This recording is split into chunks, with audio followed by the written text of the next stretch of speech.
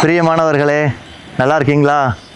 இன்று காலையில் voice of Jesus நிகழ்ச்சியின் மூலமாக உங்களை சந்திக்கிறதுல ரொம்ப சந்தோஷம். கர்த்தர் நம்ம கூட எப்போவுமே இருக்கிறார் இல்லைங்களா? உங்களோட நீங்கள் கண் விழிச்சதுலேருந்து கண் உறங்குற வரைக்கும் உங்கள் கூடவே இருக்கிறார். அவர் ஒரு வாக்கு கொடுக்கிறார், இஸ்ரவேலை காக்கிறவர் தூங்குகிறதும் இல்லை உறங்குகிறதும் இல்லை அப்படின்னு சொல்லி. நாம் கூட தூங்கிடலாம், இருளான நேரத்தில் இருட்டு வந்ததும் ராத்திரி வந்ததும் நாம் தூங்கிடலாம். ஆனால் நம்மளை காக்கிறவர் ஒருபோதும் தூங்குறதில்லை உறங்குகிறதில்லை அப்படின்னு சொல்கிறாங்க. அதாவது 24 மணி நேரமும் பார்த்து கொண்டே இருக்கிற செயற்கை கேமரா, கண்காணிப்பு கேமரா இருக்குல்ல, சிசிடிவி, அந்த மாதிரி கர்த்தர் அவருடைய கண்கள் நம்ம மீது எப்போதுமே நோக்கமாய் நம்மளை பார்த்து கொண்டே இருக்கிறதாம். அதனால் நீங்கள் கவலைப்பட வேண்டாம். நம்மளை எப்போவுமே பார்க்குறதுக்கு, நம்மளை கண்காணிக்கிறதுக்கு, நம்மளை விசாரிக்கிறதுக்கு, நம்ம கவலைகளை பார்த்து அதை சரி செய்கிறதுக்கு கர்த்தர் உறங்காமலும் தூங்காமலும் இருக்கிறாருங்கிறது எவ்வளோ சந்தோஷம். நினச்சி பாருங்களேன். இதெல்லாம் ஒரு அருமையான தியானம். நான் சில நேரங்களில் ஜெபிக்க முடியாத சூழ்நிலைகள் இருக்கும்போது, மனது ஒரு மாதிரி துக்கப்பட்டிருக்கிற நேரங்களில் நம்மளால் ஜெபிக்க முடியாது இல்லைங்களா? அந்த நேரங்களில் இந்த மாதிரியான இடங்களில் அமைதியாக, ஆள் நடமாட்டம் இல்லாமல் ஒரு அமைதியான சூழ்நிலை, அங்கே உட்கார்ந்து கொண்டு சிந்திப்பதுண்டு, தியானம் செய்வதுண்டு. ஆண்டவரே, நீர் எப்படிப்பட்டவர், எப்பேற்பட்டவர், நீங்கள் தூங்காமல் உறங்காமல் என்னை காவல் காத்து கொண்டிருக்கிறீங்களே, என்னோடவே இருக்கிறீங்களா, என் பக்கத்திலே அமர்ந்து கொண்டிருக்கிறீங்களா? அப்போது நான் தூங்கினாலும் கூட நீங்கள் தூங்க மாட்டீங்களா ஆண்டவரே? அப்படின்னா நீங்கள் எவ்வளோ பெரிய ஆண்டவர், என் மேலே அவ்வளோ பாசமாக உங்களுக்கு. நீங்கள் வானத்தையும் பூமியையும் படைத்து அண்ட சராசரங்களையும் சிருஷ்டித்து பூமியில் இருக்கிற எல்லாரையும் விசாரித்து ஒவ்வொரு காக்காய் குருவிக்கும் ஆகாரம் கொடுக்குற இவ்வளவு பெரிய தேவன், நீங்கள் இந்த அற்பமான குப்பையான சிறியவன், என்ன நீங்கள் உத்து பார்த்துட்டே இருக்கீங்களா? நான் உங்களுக்கு அவ்வளோ முக்கியமான நபரா ஆண்டவரே அப்படின்னு சொல்லி சில நேரங்களில் நான் தியானிக்கிறது உண்டு.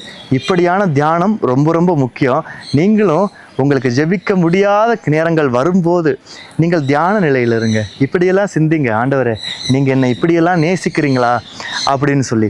இப்படி உங்களை பார்த்து பார்த்து நேசிக்கிற ஒரு ஆண்டவர் இயேசு, அவர் இன்னைக்கு ஒரு வார்த்தையை கொண்டு உங்களிடத்துல பேச போகிறார். சங்கீதம் 18ஆம் அதிகாரத்தை எடுத்துக்கொள்ளுங்க.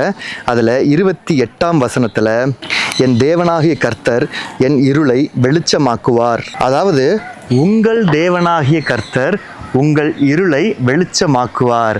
அவர் வெளிச்சமாக்க போகிறார். இருளான சூழ்நிலைகள் இருக்குதா உங்கள் வீட்டில்?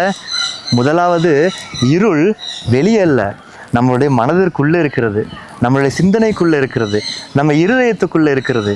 ஒவ்வொரு சூழ்நிலையும் நினைத்து பதறிக்கொண்டு பயப்பட்டு அந்த இருளை நாம் நம்முடைய இருதயத்துக்குள்ளே அழைத்து கொள்கிறோம். அந்த இருளானது நம்மளுடைய இருதயத்துக்குள்ளே வந்த பிற்பாடு என்ன ஆகிறது என்று சொன்னால், நம்ம பார்க்கிற எல்லாமே இருளாகிறது, நம்மளுடைய சூழ்நிலைகள் இருளாகிறது இல்லையா? முதலாவது நம்மளுடைய சிந்தனையிலையும் நம்மளுடைய இருதயத்திலையும் இருளை வா அப்படின்னு சொல்லி நம்ம ஏற்றுக்கொள்கிறோம், அதை வரவேற்று விடுகிறோம். சிலருடைய வார்த்தைகள் இருளாய் வருவதுண்டு இல்லையா? சில வீடுகளில் சின்ன பிள்ளைகளை ஆரம்பத்திலிருந்தே மட்டம் தட்டி வளர்ப்பாங்க. நீ ஒன்றுக்கும் உதவ மாட்ட, நீ தேர மாட்ட, நீ சரியாக படிக்கிறதில்ல, அவ்வளவுதான் அப்படின்னு சொல்லி வளர்க்குறாங்க இல்லையா? இது ஒரு விதமான இருள். இந்த இருள் என்ன செய்யும் அப்படின்னு சொன்னால், அது காது வழியாக உள்ளே சென்று இருதயத்திற்குள்ளே பதிந்து சிந்தையிலே செயல்பட்டு கொண்டிருக்கும். அவர்கள் ஒவ்வொரு நாளும் விழிக்கும் போதும் நான் உருப்படாதவன் தான் போல, என்னால் எதுவும் முடியாது போல அப்படிங்கிற எண்ணத்தோடையே அவர்கள் அவர்களுடைய வாழ்க்கையை அணுகுவார்கள் இல்லையா? நீங்கள் அந்த மாதிரி ஒரு சூழ்நிலையில் இருக்கிறீங்களா? உங்களை எல்லாரும் மட்டம் தட்டுறாங்களா? ஆண்டவர் என்ன சொல்கிறார்? நான் உன்னை நேசிக்கிறேன், நீ எனக்கு பிரியமானவள்னு சொல்கிறார் இல்லைங்களா? அந்த இருளைத்தான் இன்று ஆண்டவர் அகற்றப் போகிறார். அந்த இருளைத்தான் ஆண்டவர் இன்று துரத்தப் போகிறார். உங்களுடைய இருதயத்திற்குள்ள, உங்களுடைய சிந்தனைக்குள்ள குடிகொண்டிருக்கிற, உங்களை ஆட்கொண்டு கட்டுப்படுத்தி அப்படி இறுக்கி வச்சிருக்க பார்த்தீங்களா ஒரு இருள். என்னால் ஒன்றும் முடியாது, என்னால் மற்றவங்களுக்கு பிரியமாக இருக்க முடியாது, நல்ல வாழ்க்கை எனக்கு கிடைக்காது, நான் ஆரம்பத்துலேருந்து சிறு வயதுலேருந்து நான் இப்படித்தான், என்னை எல்லாரும் இப்படி தான் சொல்லுவாங்க அப்படின்னு சொல்லி ஒரு இருளை நீங்கள் உங்களுடைய இருதயத்திற்குள்ளே அனுமதித்திருக்கிறீர்கள் இல்லையா? இன்னைக்கு சொல்லுங்க, அப்படியெல்லாம் இல்லை. என்னுடைய ஆண்டவர் என் இருளை வெளிச்சமாக்குகிறார். அவர் வெளிச்சமாக்க போகிறார். எனக்குள்ளே ஒரு புது வெளிச்சம் பிறக்க போகிறது. என் வாழ்க்கை வெளிச்சமாக போகிறது. என் இருதயம் வெளிச்சமாகிறது. என்னுடைய சிந்தனை வெளிச்சமாகிறது. என் கண்கள் வழியாக நான் பார்க்கிற ஒவ்வொரு காரியங்களும் வெளிச்சமாகிறது. என்னுடைய இந்த நாள் ஒரு வெளிச்சமான பிரகாசமான நாள் அப்படின்னு சொல்லி நீங்கள் விசுவாசிக்கணும். ஏன்னா இயேசு உங்க கூட இருக்கிறார். அதனால் ஆண்டவர் உங்களோடு இன்னொரு வார்த்தையை கொண்டு உங்களை இன்று திடப்படுத்த போகிறார். எதனால் ஆண்டவர் உங்களுடைய இருளை வெளிச்சமாக்குகிறார் அப்படின்னு சொல்லணும்னா, எதுக்கு ஆண்டவர் என்னுடைய இருளை வெளிச்சமாக்கணும்? அவருக்கு அதனால் என்ன பிரயோஜனம்? என்னுடைய இருளை வெளிச்சமாக்குவதனால் ஆண்டவருக்கு என்ன பிரயோஜனம்? எதனால் அவர் இதை செய்கிறார் அப்படின்னு சொல்லி உங்களுக்கு ஒரு கேள்வி வருதுங்களா? அதற்கு பதிலையும் ஆண்டவரே சொல்கிறார். பார்த்தீங்களா? நாம் எடுத்துக்கொள்வோம். உங்கள் வேத புஸ்தகத்தை எடுத்துக்கொள்ளுங்க. அதிலே 1 சாமுவேல் 12ஆம் அதிகாரம் 22ஆம் வசனம். கர்த்தர் உங்களை தமக்கு ஜனமாக்கி கொள்ள பிரியமானபடியினால். பார்த்தீங்களா? கர்த்தர் உங்களை அவருடைய ஜனமாக மாற்றிக்கொள்ள பிரியமானபடியினால். நீங்கள் சொல்கிறீங்களா, யாருமே என்கிட்ட பிரியமாகவே இருக்க மாட்டேங்கிறாங்க பிரதர். சின்ன வயசுலேருந்தே அப்படித்தான், என்னை ரொம்ப மட்டம் தட்டுவாங்க. பெற்றோர்களும் அப்படித்தான், படிக்கிற இடத்துலையும் அப்படித்தான், வேலை செய்கிற இடத்துலையும் அப்படித்தான்.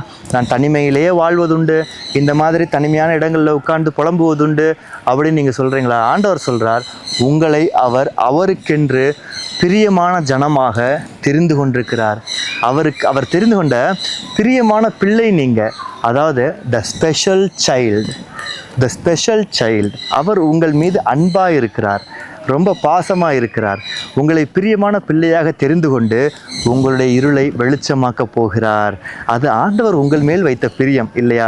என் மேலே எதுக்கு ஆண்டவரே உங்களுக்கு இவ்வளோ பிரியம் அப்படின்னு நம்ம சில நேரத்தில் கேட்கிறது உண்டு. நான்லாம் கேட்பேன், என் மேலே உங்களுக்கு எதுக்கு ஆண்டவரே இவ்வளோ பிரியம்? எனக்காக எதுக்கு நீங்கள் இவ்வளவு பிரயாசப்படுறீங்க? என்ன நீங்கள் ஏன் இவ்வளோ காப்பாற்றுறீங்க? எனக்கு ஏன் இவ்வளோ போஷிக்கிறீங்க? என் தலையை உயர்த்துறீங்க, என்னுடைய சத்துருக்களை வெட்கப்படுத்துறீங்க, என்னை நீங்கள் கைவிடாமல் காப்பாற்றிட்டு வரீங்களே ஆண்டவரே. ஒரு இடத்துல நீங்கள் என்னை கைவிட்டிருந்தா கூட உங்கள் மகன் நான் என்ன ஆயிருப்பேன் ஆண்டவரே அப்படின்னு சொல்லி நான் கேட்கிறது உண்டு. அதற்கு ஆண்டவர் அருமையாக ஒரு பதில் சொல்லுவார். மகனே, நீ எனக்கு பிரியமானவன், நான் உன்னை நேசிக்கிறேன், நீ எனக்கு அன்பானவன், அதனால் நான் உன்னை சிநேகிக்கிறேன், உன்னை காப்பாற்றுகிறேன்னு சொல்லி ஆண்டவர் சொல்கிறார். அவர்கிட்ட இருந்து வர்ற பதில் அது ஒன்று தான். ஏன் ஆண்டவரே இவ்வளோ பண்ணுறீங்க? ஏன் ஆண்டவரே என்னுடைய இருளை வெளிச்சமாக்குறீங்கன்னு சொன்னால் ஆண்டவர் அன்பாய் சொல்லுவார், மகளே, நீ எனக்கு மிகவும் பிரியமானவள் இல்லையா? மகனே, நீ எனக்கு மிகவும் பிரியமானவன் இல்லையா அப்படின்னு சொல்லி ஆண்டவர் உங்கள் மேல் பிரியம் வைத்திருக்கிறார். நீங்கள் ரொம்ப ஸ்பெஷலானவங்க, சரியா? அதாவது விசேஷித்தவர்கள்னு சொல்லலாம். நீங்கள் ரொம்ப விசேஷமானவர்கள். இந்த பூமியில் கர்த்தர் தெரிந்து கொண்ட ஜனம் மிகவும் விசேஷமானது. ஆண்டவர் உங்களை மிகவும் விசேஷமாக பிரியமாக தெரிந்து கொண்டார். அதனால் உங்கள் இருளை வெளிச்சமாக்குகிறார். நம்ம ஜெபிப்போமா ஆண்டவரை நோக்கி? கண்களை மூடிக்கொள்ளுங்க, இருதயத்தில் கரம் வைத்து, ஆண்டவரே உமக்கு நன்றி நன்றி நன்றி நன்றி அப்பா. இன்றைய நாளில் பார்த்து கொண்டிருக்கிற பிள்ளைகளின் இருள்கள் இயேசுவின் நாமத்தினால விலகுவதாக. சிந்தனைகளில் இருக்கிற கட்டுகள், இருதயத்தில் இருக்கிற இருளின் ஆதிக்கம் விலகி ஒரு வெளிச்சம் உண்டாவதாக. இந்த பிள்ளைகளுக்கு தாழ்வு மனப்பான்மையை ஏற்படுத்துகிற எல்லா இருளின் ஆதிக்கங்களையும் கடிந்து கொள்கிறேன். இவர்கள் வெளிச்சத்தின் பிள்ளைகள், இருளின் பிள்ளைகள் அல்ல. நாங்கள் வெளிச்சத்தின் பிள்ளைகள், இருளின் பிள்ளைகள் அல்ல. நீர் எங்கள் மீது பிரியமாக இருக்கிறதற்காக ஸ்தோத்திரம். எல்லா கண்களையும் ஆண்டவரே கட்டுகிறோம். ஒன்றும் பிள்ளைகள் மீது இனிமேலும் செயலாற்றக்கூடாது. துரைத்தனங்கள், அதிகாரங்கள் எல்லாம் பிள்ளைகளை விட்டு விலகி போகட்டும். இன்றிலிருந்து ஒரு வெளிச்சம் உண்டாகிறதற்காக ஸ்தோத்திரம். இயேசுவின் நாமத்தில் பிதாவே, ஆமேன் ஆமேன் ஆமேன்.